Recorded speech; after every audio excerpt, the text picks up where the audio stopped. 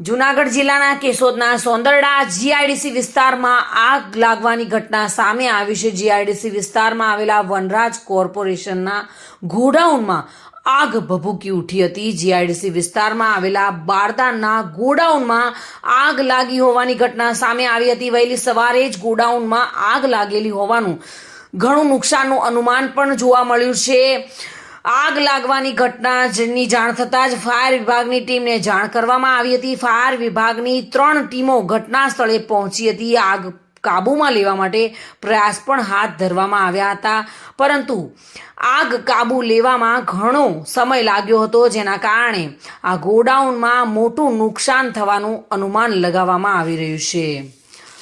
આગને કાબૂ લેવાના પ્રયાસો ફાયર વિભાગ દ્વારા હાથ ધરાયા હતા। ફાયર વિભાગની 3 ટીમ સક્રિય થઈ હતી, પરંતુ આ આગ કાબૂમાં જલ્દી ન આવવાને કારણે ગોડાઉનમાં મોટું નુકસાન થયા હોવાનું અનુમાન પણ જણાવી રહ્યા છે।